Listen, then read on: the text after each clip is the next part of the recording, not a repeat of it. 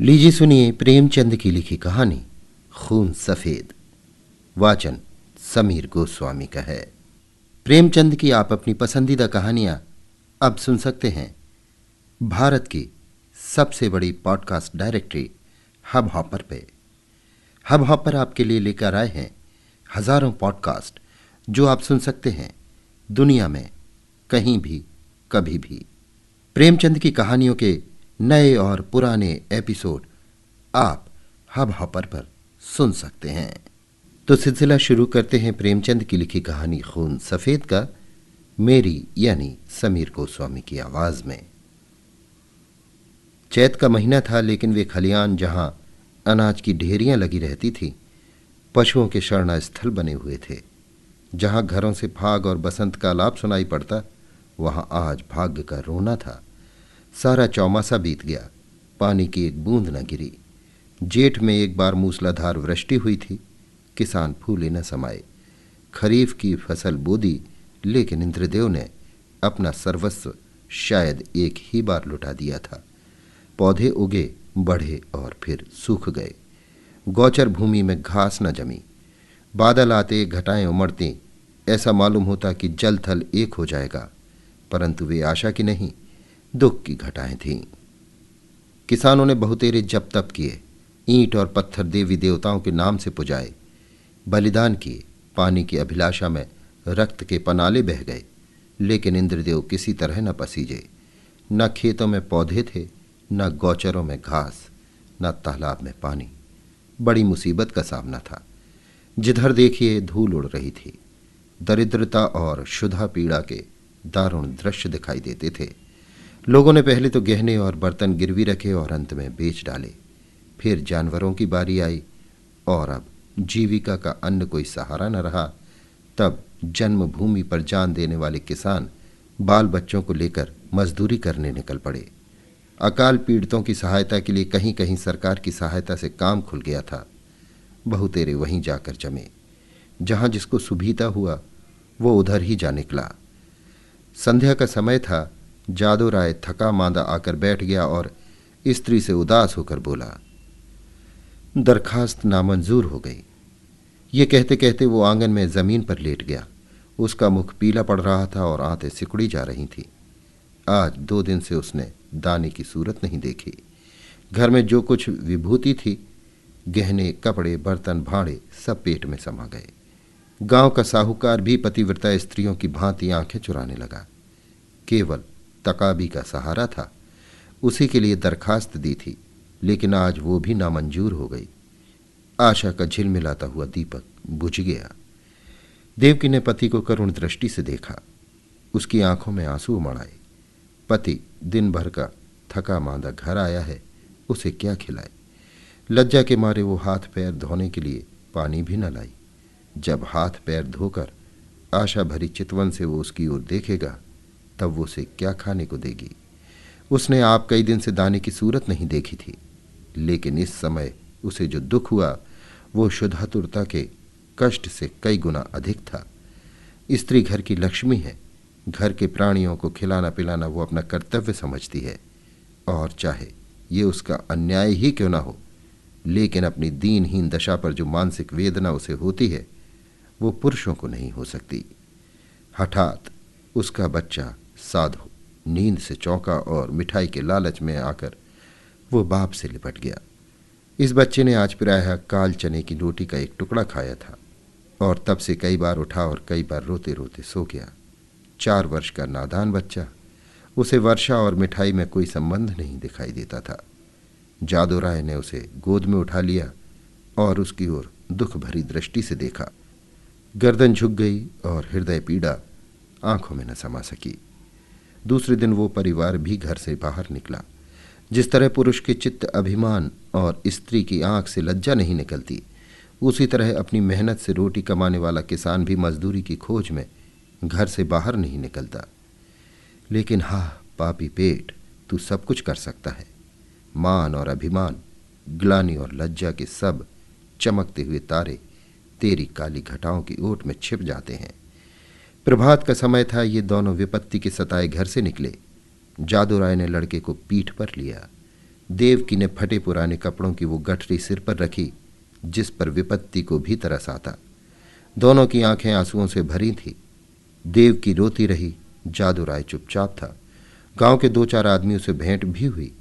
किसी ने इतना भी नहीं पूछा कि कहाँ जाते हो। किसी के हृदय में सहानुभूति का वासना था। जब ये लोग लालगंज पहुंचे उस समय सूर्य ठीक सिर पर था। देखा मीलों तक आदमी ही आदमी दिखाई देते थे, लेकिन हर चेहरे पर दीनता और दुख के चिन्ह झलक रहे थे। बैसाख की जलती हुई धूप थी। आग के झोंके जोर जोर से हरहराते हुए चल रहे थे। ऐसे समय में हड्डियों के अगणित ढांचे, जिनके शरीर पर किसी प्रकार का कपड़ा न था, मिट्टी खोदने में लगे हुए थे। मानो वो मरघट भूमि थी जहां मुर्दे अपने हाथों अपनी कब्र खोद रहे थे। बूढ़े और जवान, मर्द और बच्चे, सबके सब ऐसे निराश और विवश होकर काम में लगे हुए थे मानो मृत्यु और भूख उनके सामने बैठी घूर रही है। इस आफत में न कोई किसी का मित्र था, न हितु। दया, सहृदयता और प्रेम, ये सब मानवीय भाव हैं जिनका कर्ता मनुष्य है। प्रकृति ने हमको केवल एक भाव प्रदान किया है और वो स्वार्थ है। मानवीय भाव बहुधा कपटी मित्रों की भांति हमारा साथ छोड़ देते हैं, पर ये ईश्वर प्रदत्त गुण हमारा गला नहीं छोड़ता। 8 दिन बीत गए थे। संध्या समय काम समाप्त हो चुका था। डेरे से कुछ दूर आम का एक बाग था। वहीं एक पेड़ के नीचे जादू राय और देवकी बैठी हुई थी। दोनों ऐसे क्रश हो रहे थे कि उनकी सूरत नहीं पहचानी जाती थी। अब वो स्वाधीन कृषक नहीं रहे। समय के हेर फेर से आज दोनों मजदूर बने बैठे हैं। जादू राय ने बच्चे को जमीन पर सुला दिया। उसे कई दिन से बुखार आ रहा है। कमल सा चेहरा मुरझा गया है।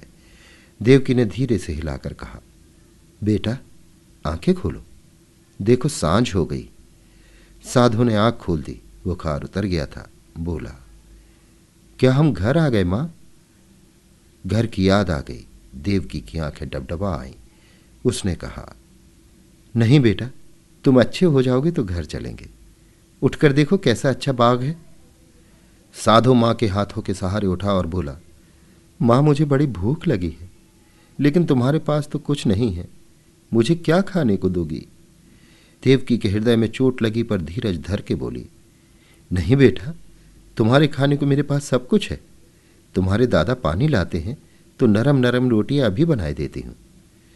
साधु ने मां की गोद में सिर रख लिया और बोला, मां मैं ना होता तो तुम्हें इतना दुख ना होता। ये कहकर वो फूट फूट कर रोने लगा। ये वही बेसमझ बच्चा है जो 2 सप्ताह पहले मिठाइयों के लिए दुनिया सिर पर उठा लेता था। दुख और चिंता ने कैसा अनर्थ कर दिया है। ये विपत्ति का फल है। कितना दुखपूर्ण, कितना करुणाजनक व्यापार है। इसी बीच कई आदमी लालटेन लिए हुए वहां आए।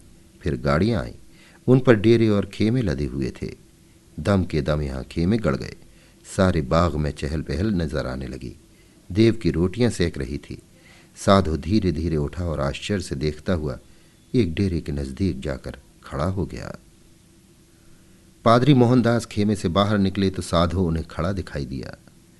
उसकी सूरत पर उन्हें तरस आ गया। प्रेम की नदी उमड़ आई। बच्चे को गोद में लेकर खेमे में एक गद्देदार कोच पर बिठा दिया और तब बिस्कुट और केले खाने को दिए।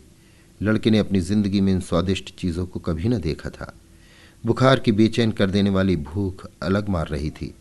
उसने खूब मन भर खाया और तब कृतज्ञ नेत्रों से देखते हुए पादरी साहब के पास जाकर बोला, तुम हमको रोज ऐसी चीजें खिलाओगे? पादरी साहब इन भोलेपन पर मुस्कुराकर बोले, मेरे पास इससे भी अच्छी अच्छी चीजें हैं। इस पर साधु राय ने कहा, अब मैं रोज तुम्हारे पास आऊंगा। माँ के पास ऐसी अच्छी चीजें कहाँ? वो मुझे रोज चने की रोटियां खिलाती है। उधर देवकी ने रोटियां बनाई और साधु को पुकारने लगी। साधु ने माँ के पास जाकर कहा, मुझे साहब ने अच्छी अच्छी चीजें खाने को दी हैं। साहब बड़े अच्छे हैं। देवकी ने कहा, मैंने तुम्हारे लिए नरम नरम रोटियां बनाई हैं, आओ तो मैं खिलाऊं। साधु बोला, अब मैं ना खाऊंगा। साहब कहते थे कि मैं तुम्हें रोज अच्छी अच्छी चीजें खिलाऊंगा। मैं अब उनके साथ रहा करूंगा। मां ने समझा कि लड़का हंसी कर रहा है। उसे छाती से लगाकर बोली, क्यों बेटा, हमको भूल जाओगे? देखो मैं तुम्हें कितना प्यार करती हूं। साधु तुतला कर बोला, तुम तो मुझे रोज चने की रोटियां दिया करती हो, तुम्हारे पास तो कुछ नहीं है। साहब मुझे केले और आम खिलाएंगे। ये कहकर वो फिर खेमे की ओर भागा और रात को वहीं सो रहा। पादरी मोहनदास का पड़ाव वहां 3 दिन रहा। साधु दिन भर उन्हीं के पास रहता। साहब ने उसे मीठी दवाइयां दी, उसका बुखार जाता रहा। वो भोले भाले किसान ये देखकर साहब को आशीर्वाद देने लगे। लड़का चंगा हो गया और आराम से है। साहब को परमात्मा सुखी रखे। उन्होंने बच्चे की जान रख ली। चौथे दिन रात को ही वहां से पादरी साहब ने कूच किया। सुबह को जब देवकी उठी तो साधु का यहाँ पता न था। उसने समझा कहीं टपके ढूंढने गया होगा, किंतु थोड़ी देर देखकर उसने जादू राय से कहा, लल्लू यहाँ नहीं है। उसने भी यही कहा, कहीं टपके ढूंढता होगा। लेकिन जब सूरज निकल आया और काम पर चलने का वक्त हुआ तब जादू राय को कुछ संशय हुआ। उसने कहा, तुम यहीं बैठी रहना, मैं अभी उसे लिए आता हूं। जादू ने आसपास के सब बागों को छान डाला और अंत में जब 10 बज गए तो निराश लौट आया। साधु न मिला। ये देखकर देवकी ढाणे मारकर रोने लगी। फिर दोनों अपने लाल की तलाश में निकले। अनेक विचार चित्त में आने जाने लगे। देवकी को पूरा विश्वास था कि उस साहब ने उस पर कोई मंत्र डालकर वश में कर लिया, लेकिन जादू को इस कल्पना के मान लेने में कुछ संदेह था। बच्चा इतनी दूर अनजान रास्ते पर अकेले नहीं जा सकता। फिर भी दोनों गाड़ी के पहियों और घोड़े के टापों के निशान देखते चले जाते थे।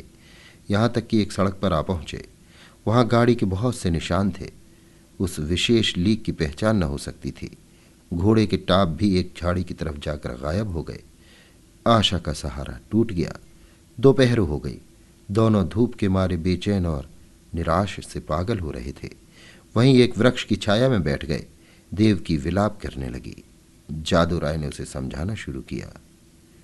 जब जरा धूप की तेजी कम हुई तो दोनों फिर आगे चले, किंतु अब आशा की जगह निराशा साथ थी। घोड़े की टापों के साथ उम्मीद का धुंधला निशान गायब हो गया था। शाम हो गई। इधर उधर गायों बैलों के झुंड निर्जीव से पड़े दिखाई देते थे। ये दोनों दुखिया हिम्मत हारकर एक पेड़ के नीचे टिक रहे। उसी वृक्ष पर मैंने का एक जोड़ा पसेरा लिए हुए था। उनका नन्हा सा शावक आज ही एक शिकारी के चंगुल में फंस गया था। दोनों दिन भर उसे खोजते फिरे। इस समय निराश होकर बैठे रहे। देवकी और जादू को अभी तक आशा की झलक दिखाई देती थी, इसीलिए वे बेचैन थे। 3 दिन तक ये दोनों अपने खोए हुए लाल की तलाश करते रहे। दाने से भेंट नहीं। प्यास से बेचैन होते तो 2-4 घूंट पानी गले के नीचे उतार लेते। आशा की जगह निराशा का सहारा था। दुख और करुणा के सिवाय और कोई वस्तु नहीं। किसी बच्चे के पैर के निशान देखते तो उनके दिलों में आशा तथा भय की लहरें उठने लगती थी, लेकिन प्रत्येक पग उन्हें अभीष्ट स्थान से दूर लिए जाता था। इस घटना को हुए 14 वर्ष बीत गए। इन 14 वर्षों में सारी काया पलट गई। चारों ओर राम राज्य दिखाई देने लगा। इंद्रदेव ने कभी उस तरह अपनी निर्दयता न दिखाई और न जमीन नहीं। उमड़ी हुई नदियों की तरह अनाज से ढेकियां भरी चलीं। उजड़े हुए गांव बस गए। मजदूर किसान बन बैठे और किसान जायदाद की तलाश में दौड़ने लगे। वही चैत के दिन थे। खलियानों में अनाज के पहाड़ खड़े थे। भाट और भिकमंगे किसानों की बढ़ती के तराने गा रहे थे। सुनारों के दरवाजे पर सारे दिन और आधी रात तक गाहकों का जमघट लगा रहता था। दर्जी को सिर उठाने की फुर्सत न थी। इधर उधर दरवाजों पर घोड़े हिनहिना रहे थे। देवी के पुजारियों को अजीर्ण हो रहा था। जादू राय के दिन भी फिरे। घर पर छप्पर की जगह खपरेल हो गया है। दरवाजे पर अच्छी बैलों की जोड़ी बंधी हुई है। वो अब अपनी बहली पर सवार होकर बाजार जाया करता है। उसका बदन अब उतना सुडौल नहीं है। पेट पर इस सुदशा का विशेष प्रभाव पड़ा है और बाल भी सफ़ेद हो चले हैं। देवकी की गिनती भी गांव की बूढ़ी औरतों में होने लगी है। व्यवहारिक बातों में उसकी बड़ी पूछ हुआ करती है। जब वो किसी पड़ोसिन के घर जाती है तो वहाँ की बहुएं भय के मारे थरथराने लगती हैं। उसके कटु वाक्य और तीव्र आलोचना की सारे गांव में धाक बंधी हुई है। महीन कपड़े अब उसे अच्छे नहीं लगते, लेकिन गहनों के बारे में वो उतनी उदासीन नहीं है। उनके लिए जीवन का दूसरा भाग इससे कम उज्जवल नहीं है। उनकी 2 संतानें हैं। लड़का माधो सिंह अब खेती बाड़ी के काम में बाप की मदद करता है। लड़की का नाम शिव गौरी है। वो भी माँ को चक्की पीसने में सहायता दिया करती है और खूब गाती है। बर्तन धोना उसे पसंद नहीं, लेकिन चौका लगाने में निपुण है। गुड़ियों के ब्याह करने से उसका जी कभी नहीं भरता। आए दिन गुड़ियों के विवाह होते रहते हैं। हाँ, इनमें किफ़ायत का पूरा ध्यान रहता है। खोए हुए साधु की याद अभी बाकी है। उसकी चर्चा नित्य हुआ करती है और कभी बिना रुलाए नहीं रहती। देव की कभी कभी सारे दिन उस लाडले बेटे की सुध में अधीर रहा करती है। सांझ हो गई थी। बैल दिन भर के थके मांदे सिर झुकाए चले आते थे। पुजारी ने ठाकुर द्वारे में घंटा बजाना शुरू किया। आजकल फसल के दिन हैं, रोज पूजा होती है। जादू राय खाट पर बैठे नारियल पी रहे थे। शिव गौरी रास्ते में खड़ी उन बैलों को कोस रही थी जो उसके भूमिस्थ विशाल भवन का निरादर करके उसे रौंदते चले जाते थे। घड़ियाल और घंटी की आवाज़ सुनते ही जादू राय भगवान का चरणामृत लेने के लिए उठे ही थे कि उन्हें अकस्मात एक नवयुवक दिखाई पड़ा जो भूखते हुए कुत्तों को दुत्कारता बाइसिकल को आगे बढ़ाता हुआ चला आ रहा था। उसने उनके चरणों पर अपना सिर रख दिया। जादू राय ने गौर से देखा और तब दोनों एक दूसरे से लिपट गए। माधव भौचक होकर बाइसिकल को देखने लगा। शिव गौरी रोती हुई घर में भागी और देवकी से बोली, दादा को साहब ने पकड़ लिया है। देवकी घबराई हुई बाहर आई। साधु से देखते ही उसके पैरों पर गिर पड़ा। देवकी उसे छाती से लगाकर रोने लगी। गांव के मर्द, औरतें और बच्चे सब जमा हो गए। मेला सा लग गया। साधु ने अपने माता पिता से कहा, मुझे अभागे से जो कुछ अपराध हुआ हो उसे क्षमा कीजिए। मैंने अपनी नादानी से स्वयं बहुत कष्ट उठाए और आप लोगों को भी दुख दिया, लेकिन अब मुझे अपनी गोद में लीजिए। देवकी ने रोकर कहा, जब हमको छोड़कर भागे थे तो हम लोग तुम्हें 3 दिन तक बेदाना पानी के ढूंढते रहे, पर जब निराश हो गए तब अपने भाग्य को रोकर बैठ रहे। तब से आज तक कोई ऐसा दिन न गया कि तुम्हारी सुधि ना आई हो। रोते रोते एक युग बीत गया। अब तुमने खबर ली है। बताओ बेटा, उस दिन तुम कैसे भागे और कहां जाकर रहे? साधु ने लज्जित होकर उत्तर दिया, माताजी, अपना हाल क्या कहूं।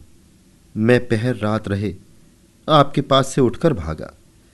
पादरी साहब के पड़ाव का पता शाम ही को पूछ लिया था। बस पूछता हुआ उनके पास दोपहर को पहुंच गया। साहब ने मुझे पहले समझाया कि अपने घर लौट जाओ, लेकिन जब मैं किसी तरह राजी ना हुआ तो उन्होंने मुझे पूना भेज दिया। मेरी तरह वहाँ सैकड़ों लड़के थे। वहाँ बिस्कुट और नारंगियों का भला क्या जिक्र। जब मुझे अपने लोगों की याद आती मैं अक्सर रोया करता, मगर बचपन की उम्र थी, धीरे धीरे उन्हीं लोगों से हिल मिल गया। हाँ, जब से कुछ होश हुआ है और अपना पराया समझने लगा हूँ, तब से अपनी नादानी पर हाथ मलता रहा हूँ। रात दिन आप लोगों की रट लगी हुई थी। आज आप लोगों के आशीर्वाद से ये शुभ दिन देखने को मिला। दूसरों में बहुत दिन काटे, बहुत दिनों तक अनाथ रहा। अब मुझे अपनी सेवा में रखिए, मुझे अपनी गोद में लीजिए। मैं प्रेम का भूखा हूँ। बरसों से मुझे जो सौभाग्य नहीं मिला वो अब दीजिए। गांव के बहुत बुढ़े जमा थे।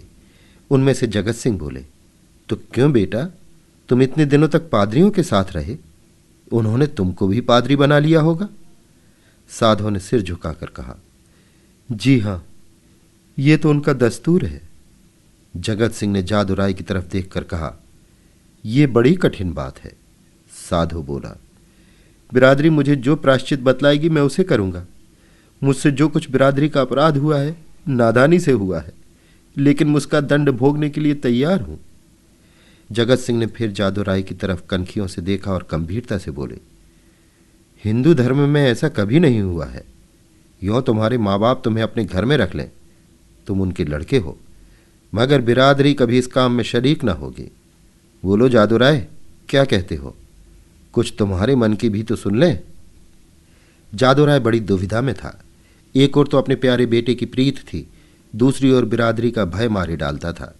जिस लड़के के लिए रोते रोते आंखें फूट गईं, आज वही सामने खड़ा आंखों में आंसू भरे कहता है, पिताजी मुझे अपनी गोद में लीजिए, और मैं पत्थर की तरह अचल खड़ा हूं। शोक, इन निर्दयी भाइयों को किस तरह समझाऊं? क्या करूं, क्या ना करूं? लेकिन मां की ममता उमड़ आई। देवकी से ना रहा गया। उसने अधीर होकर कहा, मैं अपने घर में रखूंगी और कलेजे से लगाऊंगी। इतने दिनों के बाद उसे पाया है, अब उसे नहीं छोड़ सकती। जगत सिंह रुष्ट होकर बोले, चाहे बिरादरी छूट ही क्यों ना जाए, देवकी ने भी गर्म होकर जवाब दिया, हाँ, चाहे बिरादरी छूट जाए। लड़के वालों ही के लिए आदमी बिरादरी की आड़ पकड़ता है। जब लड़का न रहा तो भला बिरादरी किस काम आएगी।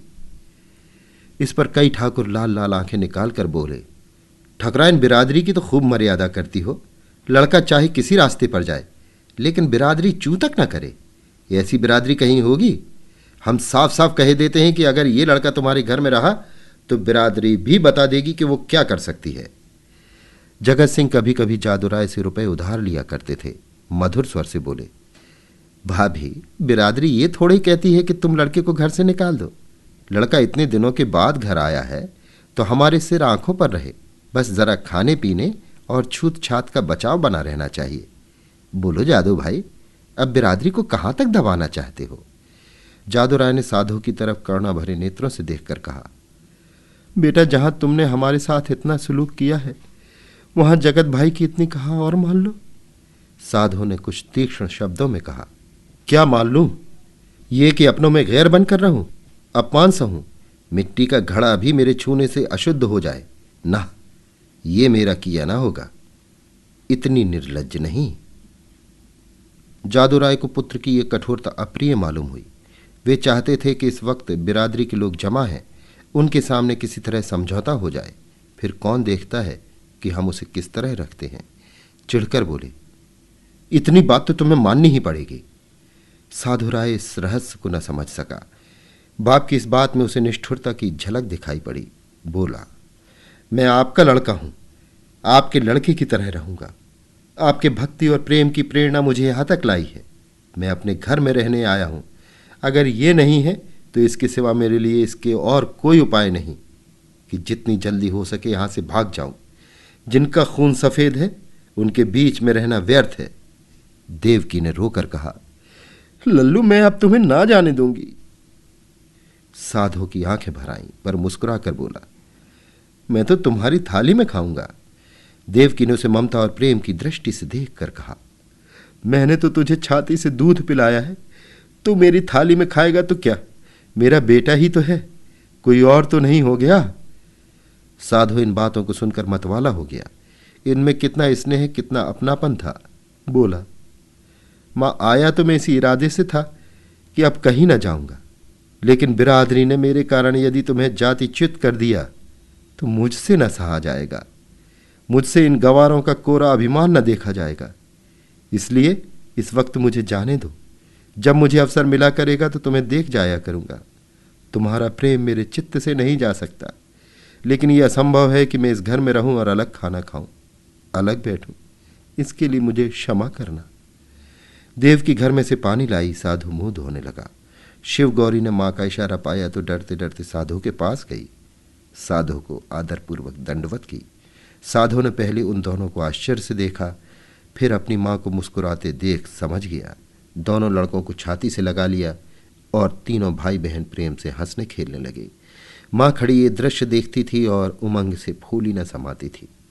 जलपान करके साधु ने बाइसिकल संभाली और माँ बाप के सामने सिर झुकाकर चल खड़ा हुआ, वहीं जहां से तंग होकर आया था, उसी क्षेत्र में जहां अपना कोई न था। देव की फूट फूट कर रो रही थी और जादूराय आंखों में आंसू भरे, हृदय में ऐंठन सी अनुभव करता हुआ सोचता था, हाय मेरे लाल, तू मुझसे अलग हुआ जाता है। ऐसा योग्य और होनहार लड़का हाथ से निकला जाता है, और केवल इसलिए कि हमारा खून सफेद हो गया। अभी आप सुन रहे थे प्रेमचंद की लिखी कहानी खून सफेद। वाचन समीर गोस्वामी का था।